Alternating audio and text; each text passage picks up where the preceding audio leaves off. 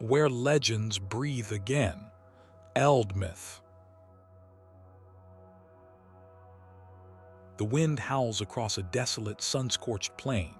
Not a tree breaks the horizon, only dust and shattered rock beneath a sky of unforgiving bronze. This is a place forgotten by time, a landscape that feels less like Earth and more like a memory of pure, unadulterated conflict. It is here in this silent arena that our story begins, not with a birth but with an echo. The name itself is a relic, a whisper from a world where gods walked among men and the air thrummed with divine power. Ares. To speak it is to conjure the scent of ozone before a storm, the metallic tang of blood on the wind, the chilling symphony of clashing bronze and the desperate cries of mortals. Who, or what, was Ares? Was he merely the brutal god of war the Greeks would have us remember, a personification of mindless slaughter? Or was he something more complex, a necessary force in the cosmic balance, a deity whose true nature has been shrouded by the dust of millennia and the biases of his detractors? For centuries, his name has been synonymous with chaos and violence, but to understand him is to journey into the heart of conflict itself, to explore the terrifying beauty and the brutal logic of the battlefield. This is not just the story of a god, it is an excavation of an idea, an exploration of the primal scream that shaped civilizations and toppled empires. Prepare to look beyond the simple tales of bloodlust and to step onto the sands where his legend was forged. To comprehend the enigma of Ares, we must first travel back to the very foundations of Greek mythology, to a time before the grand palaces of Olympus were fully built, when the cosmos was a more raw and chaotic place. His origins are steeped in the very essence of strife. He was the son of Zeus, the king of the gods, and Hera, the queen of the heavens. Yet, unlike Athena, who sprang fully formed and armored from her father's head, a symbol of strategic intellect, Ares was a product of the union of the two most powerful Olympians, a being born directly into the heart of divine power and its inherent tensions. Some poets whisper that Hera conceived him alone, without the aid of Zeus, by touching a magical flower, a story that suggests his nature was fundamentally tied to the feminine principle of creation and the raw, untamed power of the natural world, a power that could be as destructive as it was generative. This duality is key. He was not a god who chose war. He was war incarnate, a fundamental force as necessary and inevitable as the changing seasons governed by his sister Demeter. His birthplace was not a tranquil garden, but a realm of constant, thunderous conflict. From his first breath, he was surrounded by the clatter of shields and the war cries of the divine, his nursery the battlefield of the gods themselves. His Roman counterpart, Mars, would later be revered as a noble father figure, a guardian of Rome, but the Greek Ares remained the untamed id of conflict, the visceral, emotional, and terrifying face of battle before it was sanitized by politics and statecraft. The earliest mentions of Ares in ancient texts paint a picture of a god both revered and feared. In Homer's Iliad, he is a formidable, almost overwhelming presence on the plains of Troy, yet he is also depicted as somewhat fickle, susceptible to pain, and even mocked by his fellow deities. He fights not for a cause, not for honor or justice like Athena, but for the pure, addictive thrill of the fight itself. He is the roar in the soldier's heart, the adrenaline that makes a man charge headlong into certain death, the frenzy that turns a battle into a slaughter. This is not the calculated general moving pieces on a map. This is the embodiment of the battlefield's chaos. Archaeologists have found few grand temples dedicated solely to Ares in mainland Greece, a testament to the ambivalence with which the Greeks held him. His worship was often conducted in places outside the city walls, in groves or on hillsides, spaces that were liminal, neither fully civilized nor entirely wild, much like the god himself. Votive offerings found at these sites are telling, not grand statues but simple, personal items, broken spearheads, dented shields, small terracotta figures of soldiers. These were the pleas and thanksgivings of the common warrior, the man in the phalanx who knew he was facing the raw, untamed power of Ares firsthand. He was the god you prayed to not for victory, but for survival in the melee, for the strength to endure the bloody, chaotic reality of close-quarters combat. Human interaction with a force as primal as Ares required specific, often brutal, rituals. There were no joyful festivals with singing and dancing for the god of war. Instead, his observances were somber, secretive, and charged with a palpable sense of dread.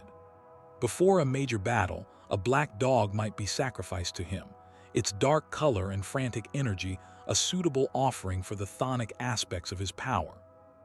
The priests overseeing these rites would not wear bright colors, but dark robes, their faces often shadowed. The rituals were meant to appease the god, to channel his fury away from one's own army and towards the enemy. There were also tales of direct encounters, moments when the veil between the mortal and divine worlds thinned on the battlefield. Soldiers would speak of a towering, shadowy figure seen striding through the thick of the fight, his presence causing friend and foe alike to be seized with a supernatural rage or a paralyzing fear. He was not a distant observer, he was a participant. Superstitions surrounding him were numerous. To boast of a sure victory was to invite his scorn. To desecrate the dead on a battlefield was to risk drawing his direct, terrible attention. He was a god who could grant immense power, but the price was always high, and the interaction always left a stain. To invoke Ares was to play with a wildfire that could not be controlled, a force that, once unleashed, recognized no allegiance and respected no prayer beyond the immediate, visceral call of spilled blood. One of the most defining myths of Ares is not one of his victories, but of his humiliation, a story that reveals much about his place in the Olympian family. It is the tale of his affair with Aphrodite, the goddess of love and beauty, and their capture by her husband, the cunning blacksmith god Hephaestus. The contrast could not be more stark. The brutal, straightforward god of war and the delicate, enchanting goddess of love, entangled in a secret romance. Hephaestus, upon hearing of the betrayal from the sun god Helios, who sees all, did not confront them with violence. Instead, he used his genius for craft. He forged a net of bronze threads, so fine as to be invisible, yet stronger than any chain. He placed this net over his own marriage bed, and when the two lovers lay down together, the trap was sprung. They were caught naked and immobilized in a web of unbreakable metal, but Hephaestus was not done. He threw open the doors of his chamber and called all the other gods of Olympus to witness the scene. The laughter that echoed through the divine halls was, for Ares, a fate worse than any physical wound. The mighty god of war, the terror of the battlefield, was rendered a spectacle, an object of mockery and ridicule. This story serves as a powerful allegory. Raw, brutal force, when pitted against cunning and intellect, is often made a fool. Ares' strength was useless against Hephaestus' trap. His rage was impotent in the face of the gods' derisive laughter. It was a profound lesson in the limitations of pure violence. Yet for every tale of humiliation, there is a legend that showcases Ares' raw, untamable power, a story that reminds us why he was a god to be feared. One such myth involves a mortal giant named Otis, who dared to threaten Olympus itself. Otis, along with his brother Ephialtes, sought to storm the home of the gods by piling mountain upon mountain. They captured Ares himself, binding the god of war in chains of adamant and imprisoning him within a great bronze jar. For 13 months, a full lunar year, Ares languished in this dark, cramped prison. The world of mortals felt his absence profoundly.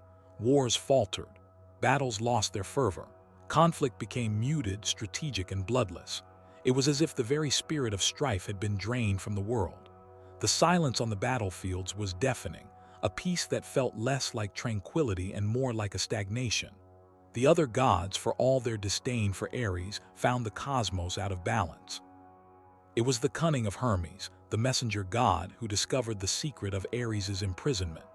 Stealing into the giant's stronghold, Hermes found the bronze jar and, with his characteristic guile, tricked the guards and freed the captive god. When Ares erupted from his prison, his roar of pent-up fury shook the very foundations of the earth. His return to the world was not a gentle one. It was a cataclysm. The conflicts that had smoldered erupted into infernos. The story of his imprisonment teaches a grim lesson. Even a force as destructive as Ares has its place. Without him, the world loses a part of its vital, if terrifying, energy. He is the necessary storm that clears the air, the fire that, while it destroys, also purifies and makes way for new growth. The symbolism of Ares extends far beyond the battlefield. He is accompanied by a retinue of lesser deities who personify the various facets of war, creating a terrifying pantheon of conflict. His sister Eris, Strife, walks before him, sowing discord with a mere whisper. His sons, Deimos Terror and Phobos Fear, flank him on the battlefield, spectral figures that cloud the minds of warriors and break the strongest formations. Where Ares goes, these spirits follow, making his presence a holistic experience of war's psychological horror. He is also often depicted with a quartet of divine, immortal war horses, embodiments of flame, terror, brightness, and blight. These creatures, breathing fire and trampling the dead underfoot, represent the unstoppable, consuming nature of battle. His primary symbols are the spear and the helmet, but also the vulture and the dog, scavengers that feast on the aftermath of conflict, a grim reminder of war's ultimate cost and its cyclical nature. The blood-soaked soil of a battlefield was itself an altar to Ares. This complex symbolism paints a picture not of a simple brute, but of a systemic force. Ares is not just the act of killing. He is the fear in the pit of a soldier's stomach before the charge, the chaos of the melee, the grief of the widow, and the carrion birds that clean the bones. He is the entire ecosystem of war, from its first spark to its final, grisly conclusion.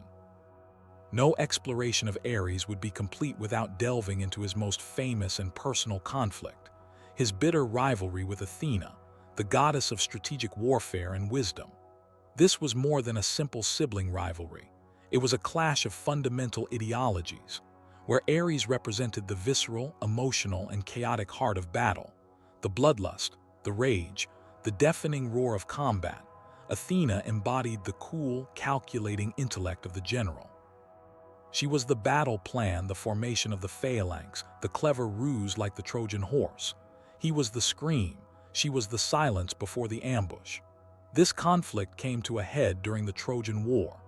In the epic struggles on the plains of Ilium, Ares fought for the Trojans, driven by his passions and his affection for Aphrodite, who favored the city. Athena, champion of the Greeks, confronted him directly. In one legendary encounter, narrated by Homer, the goddess of wisdom, guided by Diomedes, a mortal hero she favored faced the god of war. She did not meet his blind fury with equal fury. Instead, she directed the spear of Diomedes, and the mortal hero struck Ares, wounding him. The bellow of pain that escaped the god shook the earth, and he fled to Olympus, complaining to Zeus. This moment is profoundly symbolic. It represents the triumph of strategy and guided purpose over untamed aggression. It is the mind overcoming the muscle, the general defeating the berserker. For the Greeks, this myth reinforced their cultural ideal. That civilization, represented by Athena's wisdom, must and will ultimately control the wild, destructive impulses represented by Ares. Beyond the grand conflicts of gods and heroes, the presence of Ares was felt in the darker, more personal myths of mortals who dared to challenge him or who fell under his terrible influence. One such story is that of Cadmus, the founder of Thebes. Cadmus, while searching for water, encountered a dragon sacred to Ares guarding a spring. The creature slaughtered his men, and in a desperate fight, Cadmus managed to slay the beast. Upon the advice of Athena, he sowed the dragon's teeth into the earth, from which sprang a race of fully armed, warlike men known as the Sparpoi, or sown men. Cadmus threw a stone among them, causing them to turn on each other until only 5 remained, who would become the ancestors of Thebes' noble families. As a penance for killing the sacred dragon, Cadmus was forced to serve Ares for 8 years, a period of indentured servitude to the god of war. This myth illustrates the inescapable nature of Ares's domain. Even an act of self-defense could entangle one in his web. Cadmus's founding of a great city was intrinsically linked to an act of violence against Ares's sacred creature, and his kingdom was literally born from the sown teeth of war, from men who knew only how to fight.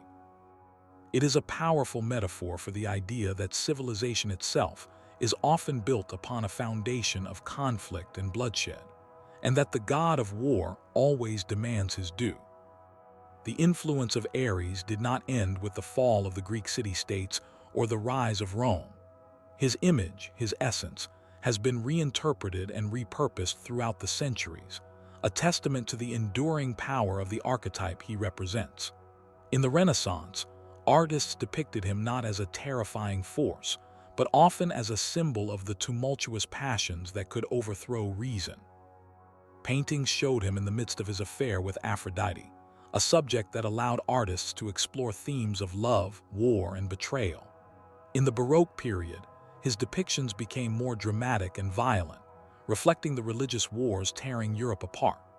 Peter Paul Rubens' famous painting, The Consequences of War, is a direct allegory featuring a central figure strongly reminiscent of Ares, dragged by the personification of fury, leaving a trail of destruction in his wake.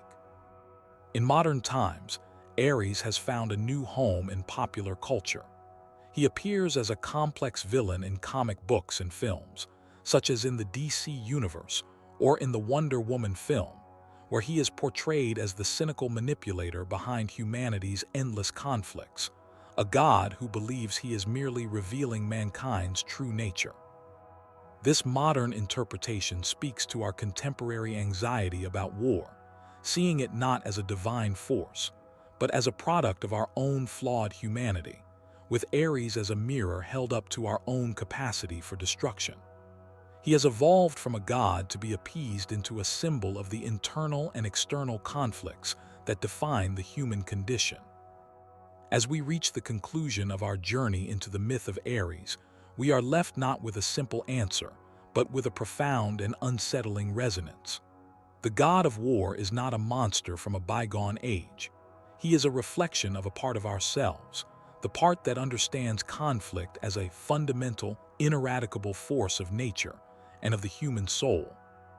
He is the brutal honesty of the predator, the desperate will to survive, the terrifying beauty of a storm, and the destructive fire that clears the way for the new. The Greeks, in their wisdom, did not try to erase him. They gave him a throne on Olympus, albeit an uncomfortable one. They acknowledged his power, even as they feared it. They understood that to ignore Ares is to ignore a fundamental truth of existence. In the modern world, we may have given his aspects different names: aggression, trauma, the military-industrial complex, but the essential force remains. The legend of Ares endures because war itself endures. It is the great, tragic constant of human history. His story is a cautionary tale, a mirror, and a reminder. As the dust settles on the plains of his memory, we are left to ponder: is Ares an external deity we can blame for our troubles, or is he the embodiment of a choice we make, again and again? The echo of his spear, striking a shield, asks a question that we have yet to answer. Another legend fades, but the next awaits.